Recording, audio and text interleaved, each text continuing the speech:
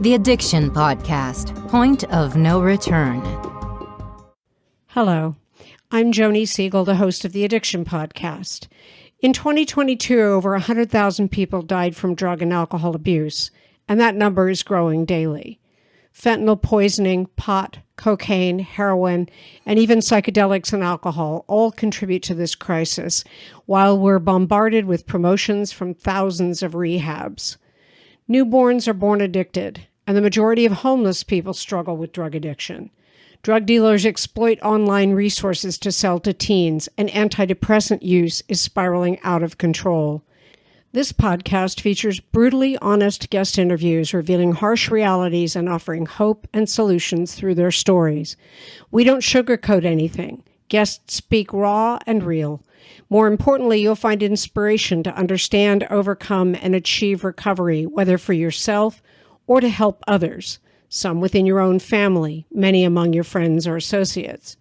Whether you're seeking help or just a glimmer of hope, our podcast equips you with the latest insights to confront this generational battle. Many listeners tell us they want to join the fight, but do not have the time or money to act, lobby, or just help. If that's you, go to www.patreon.com/theaddictionpodcast and see how you can help. Hello, and welcome to the Addiction Podcast, Point of No Return. My name is Joni Siegel, and this is episode number 187. Today we'll be talking to a gentleman named Duke Rumely. Duke is a former alcoholic and has been sober since 1989. When he went to music concerts, he found that the culture, if you will, was kind of geared toward drugs and alcohol. He went to see his favorite band, the Grateful Dead. He had seen them 15 times while using drugs and drinking.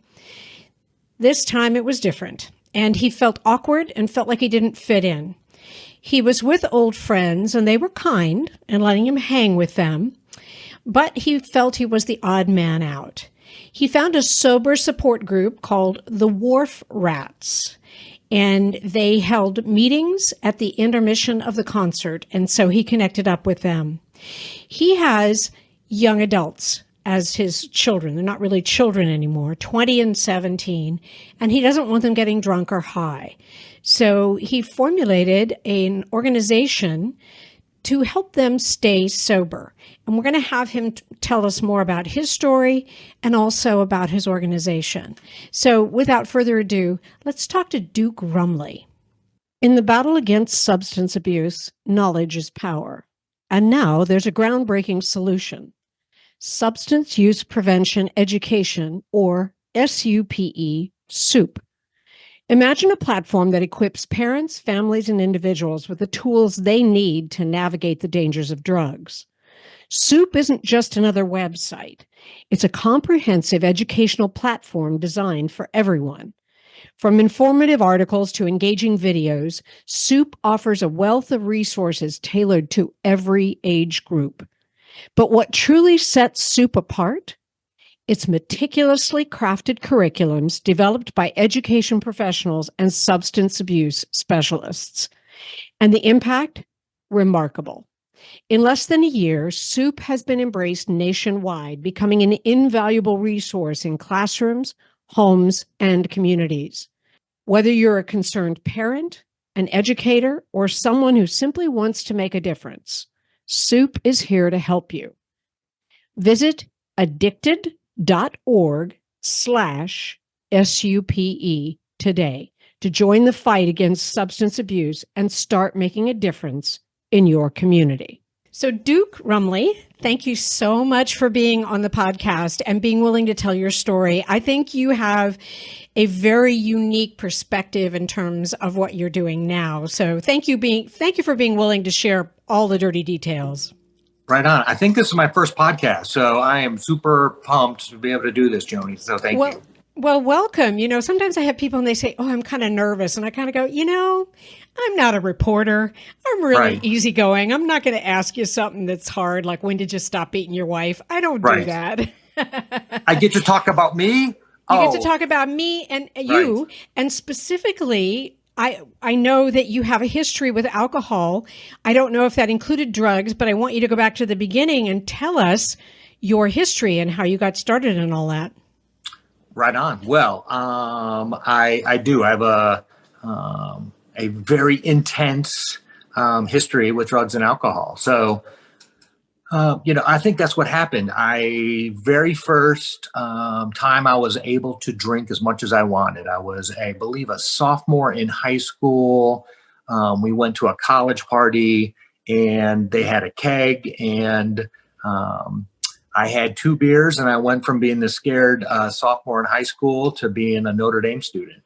And then I had 2 more beers, and I was on the Notre Dame football team.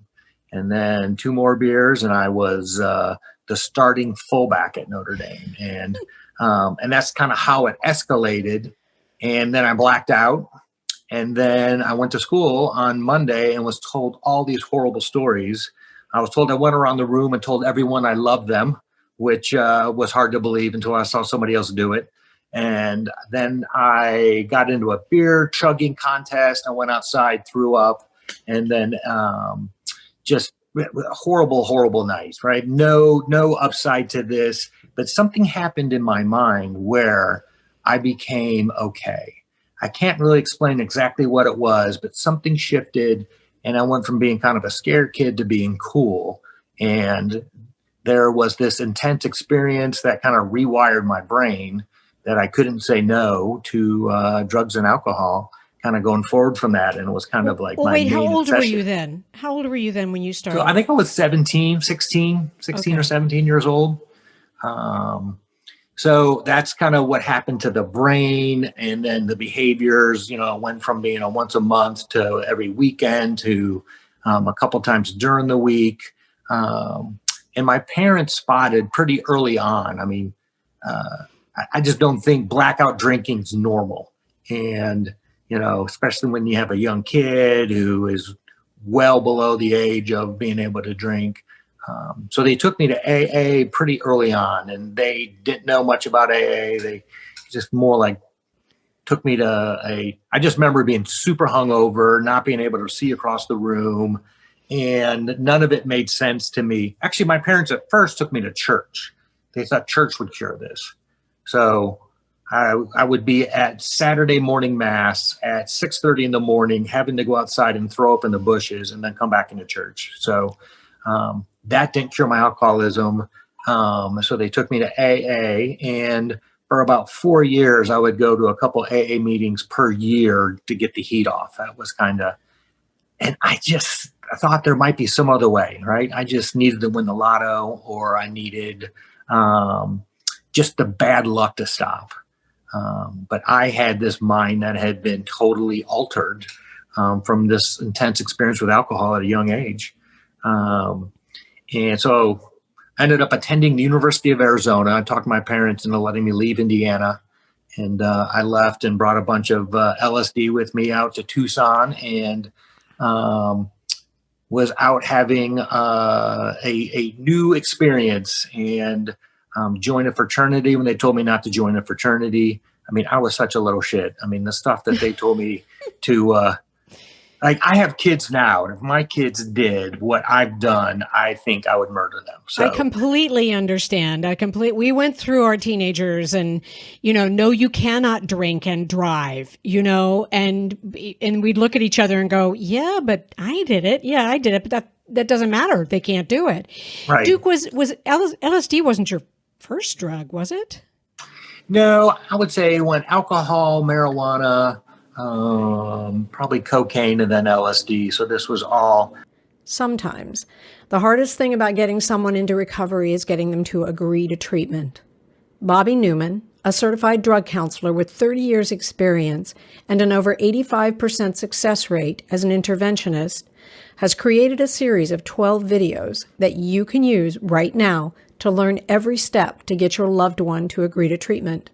Call 866-989-4499 today and say the word podcast to get a 10% discount.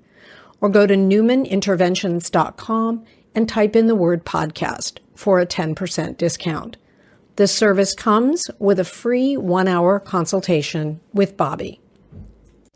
Many listeners tell us they want to join the fight, but do not have the time or money to act, lobby, or just help. If that's you, go to www.patreon.com/theaddictionpodcast and see how you can help. Like I was a bit of a late bloomer. It felt like to me, like I didn't start drinking until really like my sophomore year of high school, and had this intense experience, and then just the floodgates kind of opened. And so you took LSD to Arizona. That's where you were. Well, yes. So when I interrupted you. Right. So long story short, go out to the University of Arizona. Parents are like, hey, just get good grades. Don't join a fraternity your first semester. Join this fraternity. Nogales, Mexico is 30 miles away where you don't need an ID. A bunch of my friends who were in the fraternity were into the Grateful Dead, started going to Grateful Dead concerts. And those were kind of my priorities. Grateful Dead concerts and going down to Nogales. And so I say I attended the University of Arizona and not graduated. So my sophomore year, I was down there for a Super Bowl party. And we drove down to Nogales the night of Super Bowl weekend, Friday night. And one of my fraternity brothers had fake $20 bills, which he didn't tell us about. And I blacked out in Nogales with this group of people. And at the end of the night, we're walking back to the bar. And I have a bit of a brownout. I remember bits and pieces of the night, so not all of it. But I do remember elbowing him and say, let's go back to my favorite bar before we go back to the car. And the federales were waiting for us. So we walk in and, he is being accused of counterfeiting, and I have no idea what's going on. I think this is hilarious. This would be such a great story when we get back to school. And I'm watching my other fraternity brothers walk in and walk out. Like as soon as they see what's going on, they're out of there. So long story short, I mean, there's 1,000 stories in there, but we get arrested, put in jail. You are listening to the Addiction Podcast, Point of No Return. For more information on the podcast or to reach out if you have a story you would like to share with us, go to our Facebook page by the same name, or you can email us at theaddictionpodcast@yahoo.com or go to our website, theaddictionpodcast.com. And please remember to subscribe to our podcast wherever you listen to podcasts and give us a 5-star review.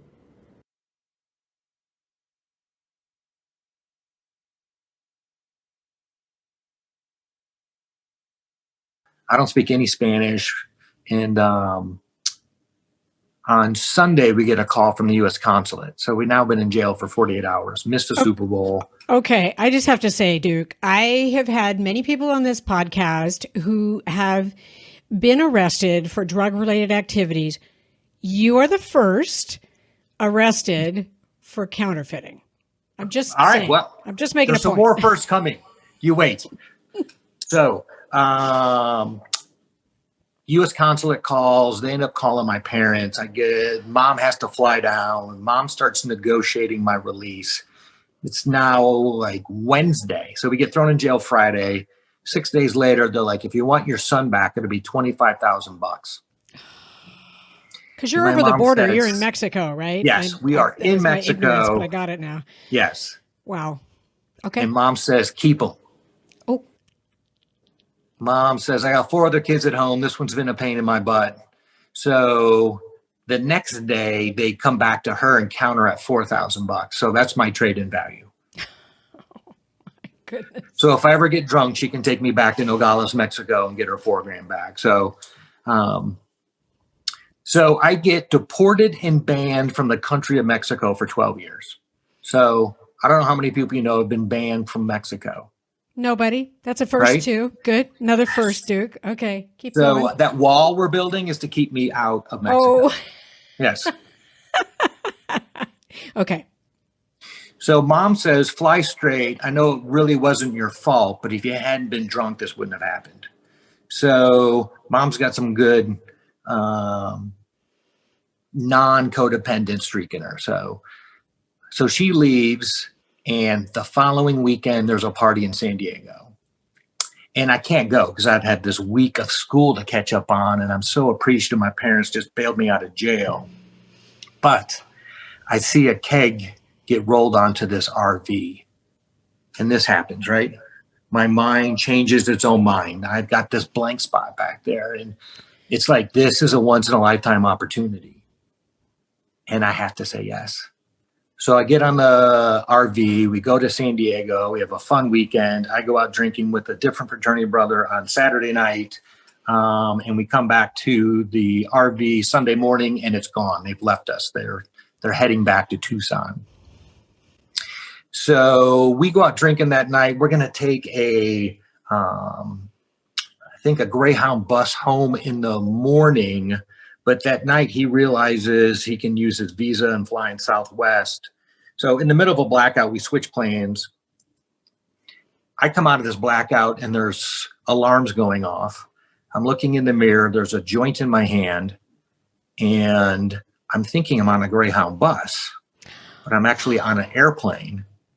And I don't know what's going on. And I open up the door and look out. And there are 30 rows of people turned around staring. Why is there alarms going off on this airplane? And why does this airplane smell of smoke?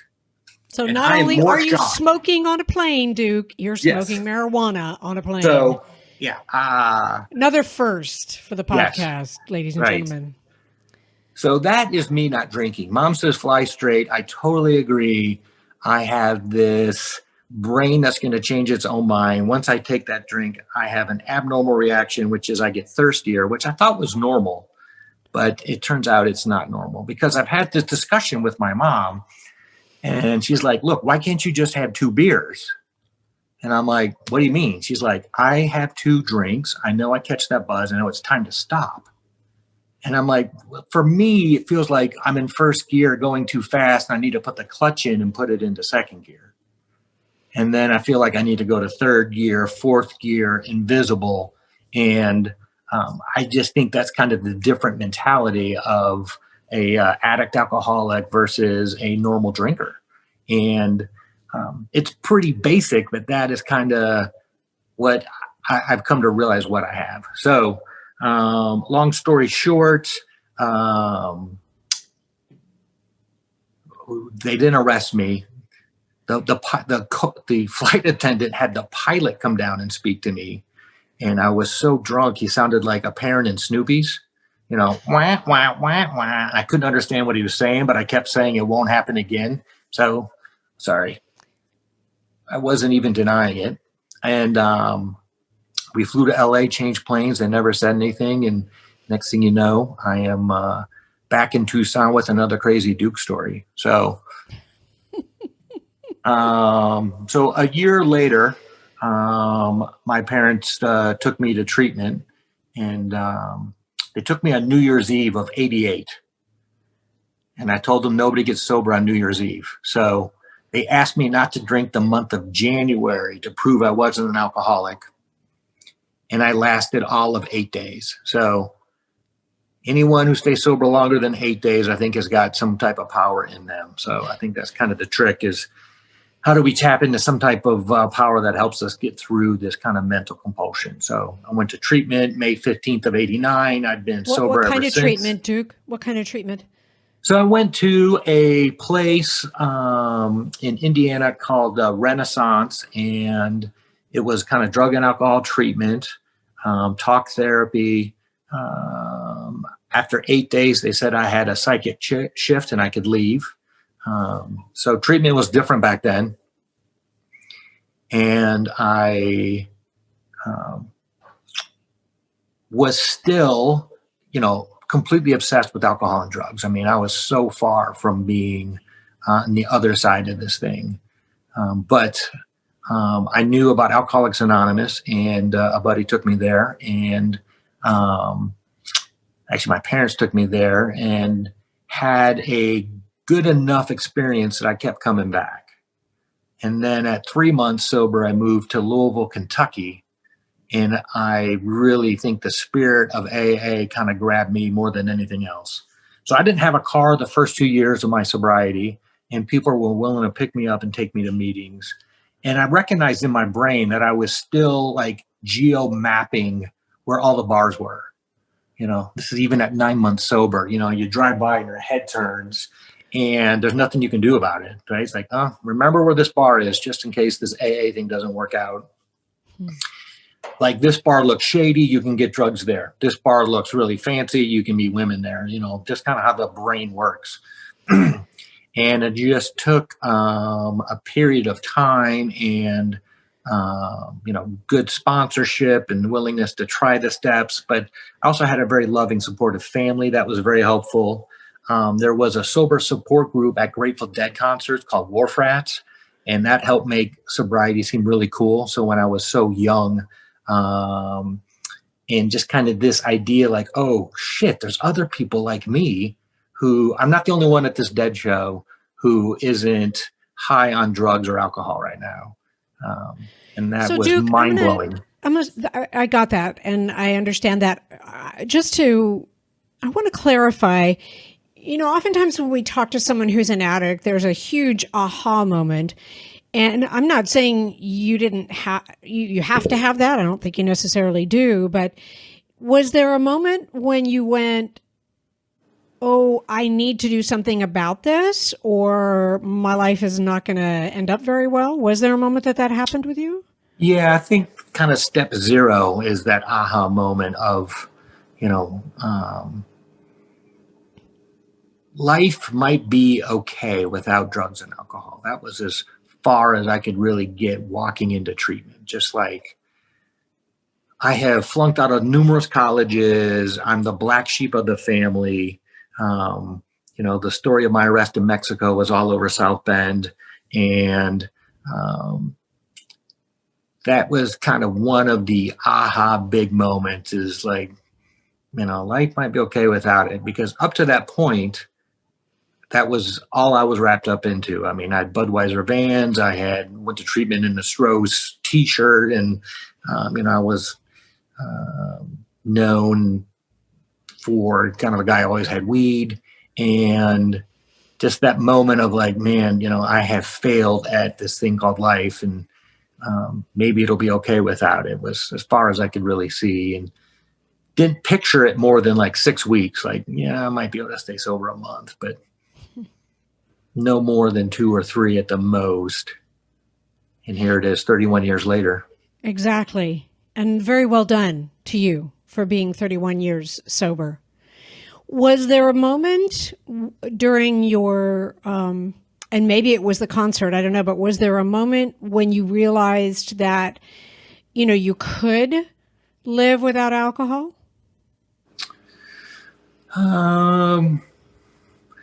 It was probably like 6 or 9 months into sobriety. It felt like I came out of a blackout and I was like 4 months sober. I think that probably part of it was detoxing. Part of it, everything was so new and felt so weird and so raw. And I guess maybe picking up the kind of like that 9-month chip, thinking, I might be able to get like maybe a year. And, I was 21 when this happened. So what helped me was when I was living in Louisville, Kentucky at that time, there was a bunch of adolescent treatment centers. So being 21 in AA wasn't young. There was a bunch of 16, 17-year-old kids running around, and 18 and 19-year-olds who had, a couple of years of sobriety. And that was kind of a great moment of like, oh, that self-pity card of you're too young was taken away when you kind of show up and, you're not the youngest kid there. Wow. That's amazing that there were ones that young with years of sobriety behind them. And there was a thing called Young People in AA, and they had conferences, and we would go to a conference. I think we went to Cleveland for the international one as a group, and it was mind-blowing. And then we went to New York City, and it was at Times Square and the killer hotel there, and just being around like 7,000, 8,000 other kids. And just like, wow, we got it figured out. Like, if you can get this disease in your rearview mirror, you can have a ton of fun. And having a good time without the alcohol or the drugs. I think so often when someone is addicted to alcohol and drugs, they think that that's what you need if you're going to enjoy life. And the truth of the matter is, when you stop, you can just enjoy life without it. So, Duke, you're married, obviously, or you were married because you have 2 kids. Correct. Keep going with your story. Okay, so ended up graduating from college, learned you could do that sober. Going to college sober is like cheating. I mean, it's definitely, at least it was for me. And got a job out of college trading NASDAQ stocks. Did that for a year until I put in some wrong orders and got fired, and then ended up moving to Fort Lauderdale, Florida. And I've moved a few times in my sobriety, and I just know how awkward and hard that can be. And, I think kind of getting back to the fun part of recovery, right? I mean, the downside is little, but the downside is life can be awkward at times. And that's why we enjoy alcohol and drugs, just to kind of help us through, the first 10 minutes at a party where you don't know anybody, right? And if you can get through that first 10 minutes, then it's not such a big deal. But we had, just kind of understanding. And, at 3 months sober, I was at Grateful Dead shows, and at 6 months and 9 months with buddies from high school. And what I learned was it was funner to go with sober friends. Actually, it's not true. It was fun to go with both groups, but it was sometimes good to have a sober wingman with you. And I wouldn't recommend that to everyone, but it was really important to me, because I think if I would have stayed home and been miserable, I would have used. So makes sense. I think there's, learning how to have fun in sobriety, because there's so much stigma attached to that. And I think that's why most people do relapse, right? They're miserable in sobriety. They don't know how to have fun. They think the fun will never come back if they're sober, and they go back to using. I think you're right. And I think I was very interested to read, you mentioned it already, about the group, the Wharf Rats. And, Yes. I think that a group like that, it's valuable. But anyway, I digress. No, it's true. I mean, it was mind blowing that, okay, where I want to be, there was recovery already there, right? And as somebody so new, I didn't know how to create it, but it was already there. And that was so helpful. So yes, end up getting married, having kids, stay sober through all of that. And kind of fast forward, my 2.5 years ago, my daughter is texting me from a concert venue saying she needs to take an Uber home. And being a concerned parent, I'm like, how much is that going to cost me? But my second thought was, what's going on? And she finally, after kind of back and forth, said, look, everyone I came here with took ecstasy, and I don't feel safe going home with them. Wow. And I've worked in the recovery field and have been sober long enough to know that my kids are at risk of overdosing and dying. They are at this 16 and 20-year-old range. We lose roughly 70,000 people to drug overdose every year, another 80 to 90,000 to alcohol deaths per year. I live in Colorado, which is a very pro-drug state. Yep. They like electronic dance music. That can be a very high, intense drug culture. So we started this nonprofit called Sober AF Entertainment. You know what AF stands for? Wait a minute. Sober AF Entertainment. And fun? Yes. Really? No, it can mean a lot of things. Sober So and fun. typically, that works though, but yes. what does it mean? No. So it technically doesn't stand for anything, the AF part. Okay. Because it's really sober entertainment, but nobody would show up if it was called sober entertainment. So, and AF typically means sober and F entertainment, or sober as F. That's funny. I don't even know my own name anymore. But it can mean a lot of things. It can mean sober and fun. What does that mean? Sober as F. I don't know. Sober as fuck entertainment. Ah, okay. Got it. So it's a good sign that doesn't connect with you, right? It means your mind is not in the gutter. It's good. So anyways, yeah, we're Sober AF Entertainment. Okay. And Duke, we have a host. question. I have a question. Sure. I definitely want to hear everything about your organization. I think it's fabulous. Did you ever ask your daughter, in an environment like she was in, and all of her friends that she's with are doing ecstasy, why did she say no? Do you know? I'm curious. I want to ask her. Right. It's a great question, because she is we've had a couple of issues more with alcohol along the way.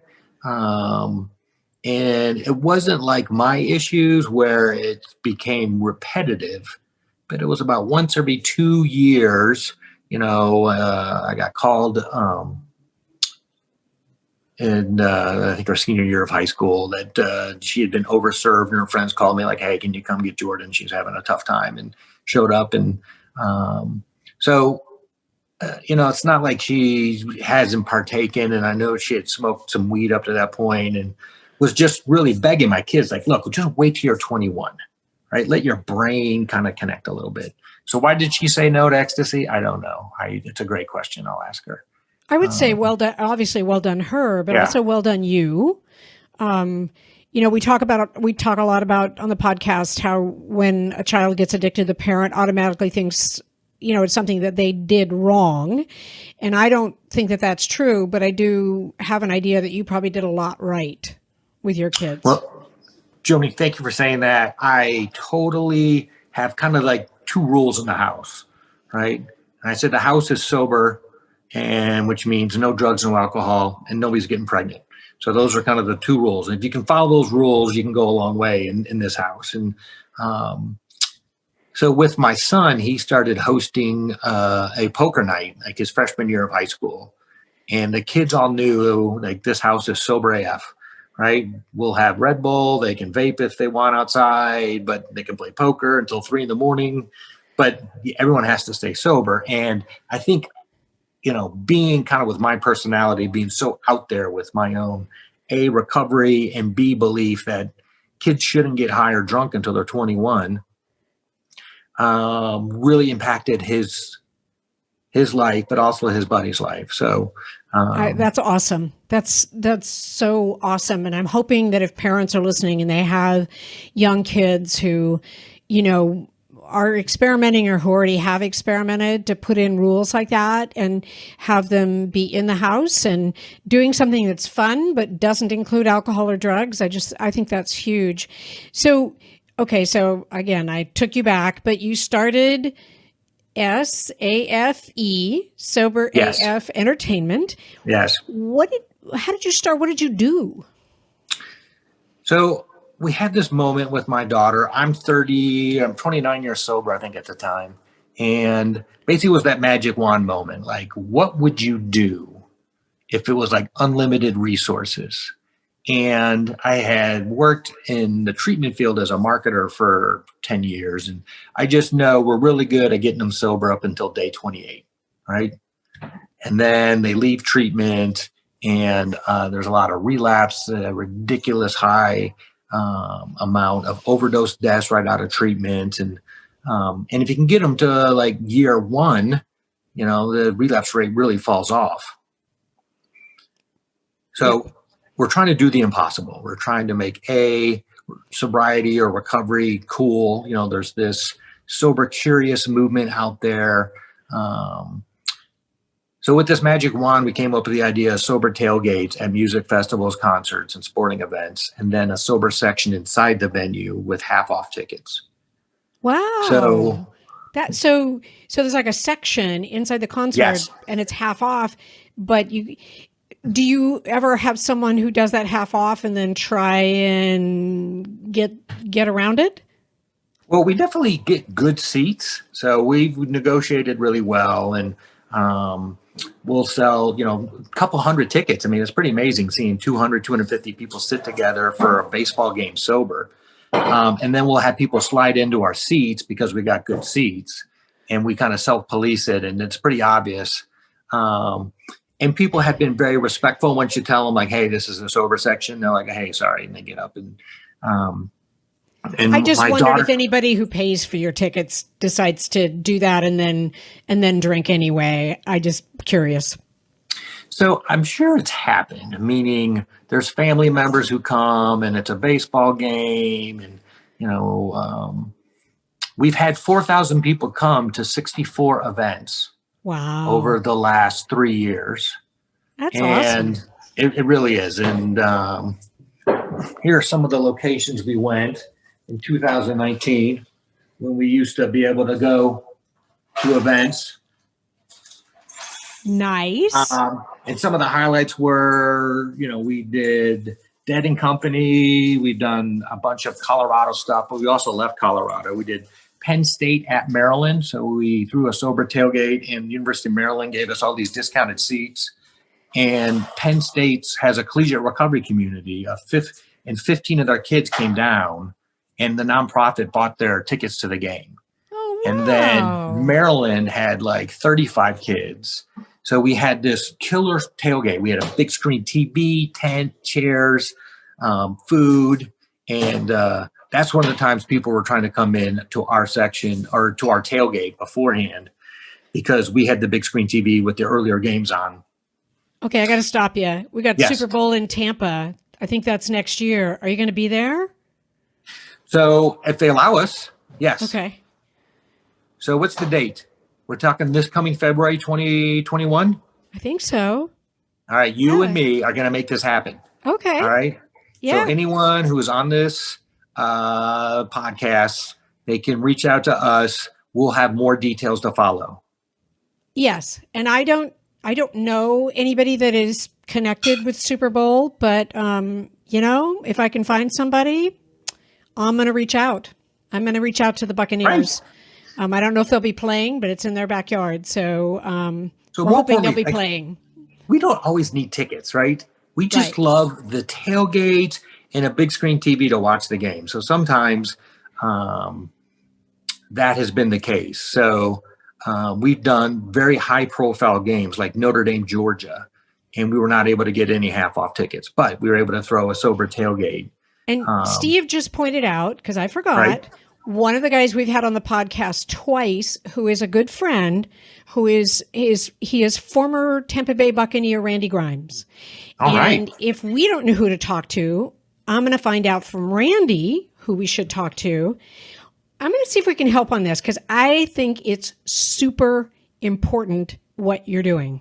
Right. Well, right now, with all the churches being closed and the relapse rate being taken off, and we're so isolated, right? There has never been a time where it's been more important to be able to have some sober community.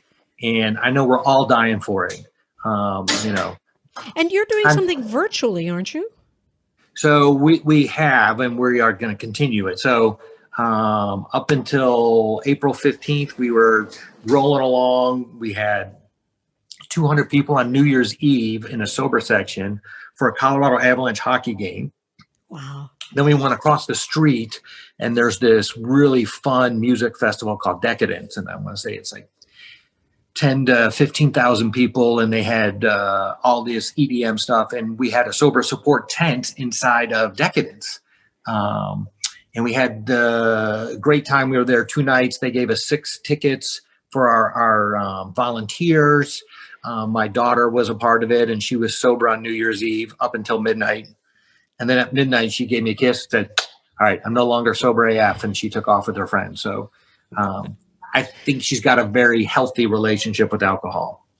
So she was 21 at the time also. Fair enough. Right. So I'm sorry. That's okay. And then COVID hits, and we were supposed to bring a game ball out to a Nuggets game with the state's attorney general and a senator. So we had this coming out party that I was really excited about, and that gets canceled. And next thing I know, everything is canceled that we do. And we're all kind of stuck inside.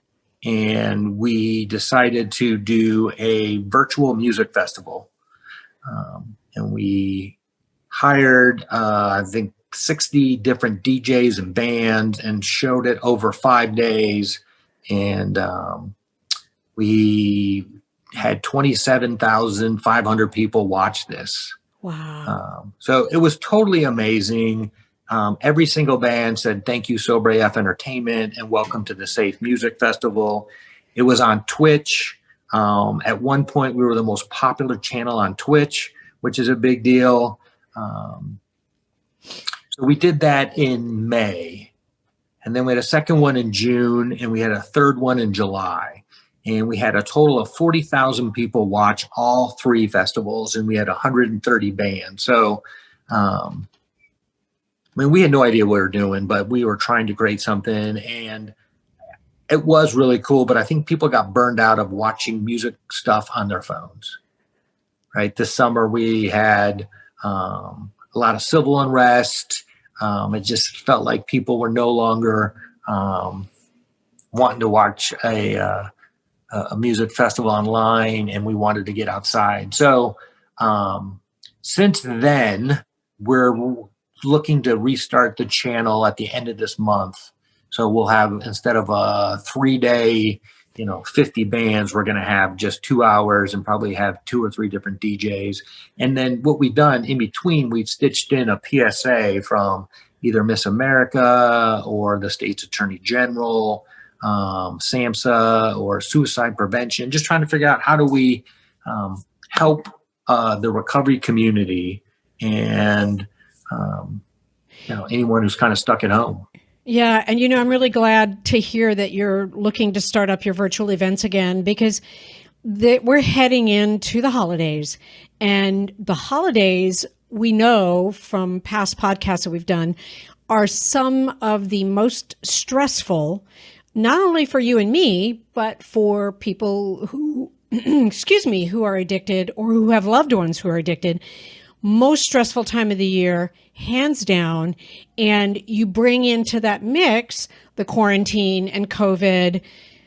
I hesitate to mention the election. This is a non-political podcast, but just the stress that's out there. I think if you guys can start up your virtual events again, I think it's huge, because I think it's going to be needed really now more than ever.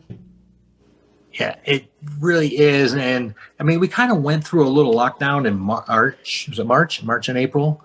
As a society, and if it kicks back to that level, especially with snow on the ground and people just miserable, I am really concerned about our community. So, and the cool thing about virtual, there's a lot of cool aspects to it, and there's some not so cool aspects to it, right?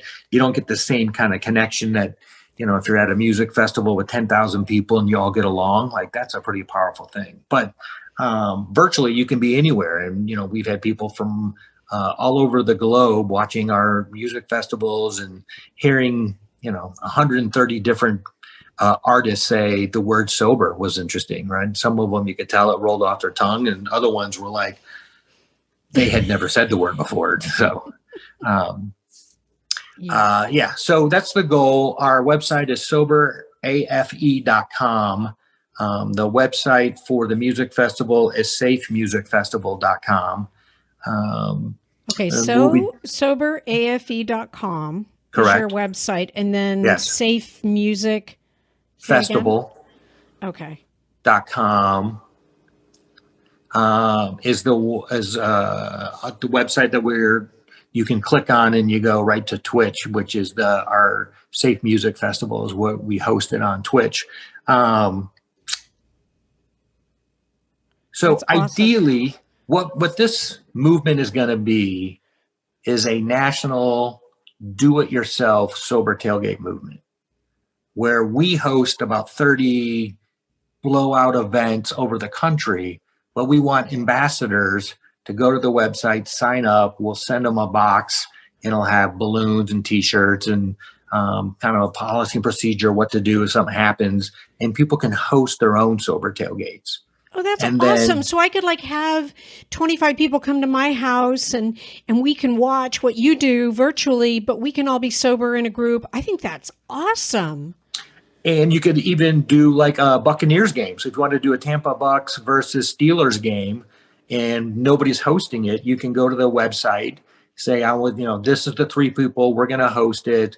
We're going to be parking lot G, and look for the yellow balloons, because that's what Wharf Rats have used, and that's kind of the international sign of a recovery at a music festival. If you see yellow balloons, that's usually a sober sign. I didn't know that. Okay, yellow balloons. All right. Yes.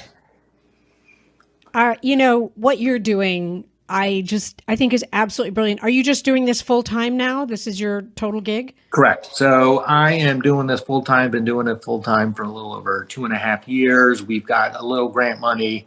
I shouldn't say little. We've got grant money that really supports the cause. We're looking for more. Ideally, this should be a reality TV show with a RV driving all over the country at different music festivals and at different concerts and at different sporting events, where we drive into a town and we host a sober tailgate and everyone can learn about it. Yep. And so we need to help you buy an RV. Is that the deal? We need everybody to go and donate and help you buy an RV so you can be at Super Bowl next time? So, we've tried to see if there's any sponsorship money. Typically people are like, hey, that's really cute. Let us know when you have 400,000 people following you. So it's definitely a learning experience. And how do we take this movement that's a nonprofit and to be able to find a niche and then make the need a wanted need. And once then, I think it'll come. So, the amazing thing to me is I'll be on an airplane and the flight attendant will tell me she's heard of Sober AF Entertainment. And I'm like, probably not us, but go ahead. And then she tells me all about it. And it was us, right? And she's from a different state and she wanted to quit drinking, but she thought life would be over. And one of her friends emailed her an article about us. And I think of everyone who's been, there's another 100 or another 1,000 have heard about us. And to your point earlier, we were at UCLA, USC, we were at, we've been on East Coast, West Coast. We were at the Iron Bowl, Alabama versus Auburn. We were at the world's largest outdoor cocktail party, which was Georgia, Florida. I mentioned the Notre Dame at Georgia game. And we haven't really run across anybody else who does both sporting events and music festivals. So I just think it's amazing. I think it is huge. And you're so creative. You came up with a completely different way to help address this whole situation. And really, if I can evaluate for you, you're making sobriety popular and fun. And I think that has to be done. There's one thing to, have a full-on education, prevention, treatment, attack, if you will, on addiction needed. But how about making sobriety the thing to do and the thing to be? And I think that's wonderful. Absolutely wonderful. I cannot thank you enough for being willing to tell us your story. You had a bunch of firsts for us. Right. Yes. And and really from the bottom of my heart, thank you for what you and your kids and your family, what you're doing with Sober AF Entertainment. Nailed it. I have to say it many times. Sober AF Entertainment. Yes. Duke, thank you again so much for taking the time and being on the podcast today. I cannot thank you enough. Well, I think this is like a no smoking section 30 years ago, right? It's this crazy idea, but 15 years from now, you'll be able to buy a ticket. It's like, you want to be in the sober section or the non-sober section. And it seems crazy, but I think at some point, we're as a society going to kind of make that jump that shark and realize that, we all want to stay healthy and be away from whiskey drunk guy. I'd be willing to pay a $2 premium to stay away from him. I think you're right. Awesome. Thank you again so much, Duke. You have been listening to the Addiction Podcast, Point of No Return. For more information, reach out to us on Facebook or go to www.theaddictionpodcast.com. Our email is theaddictionpodcast@yahoo.com.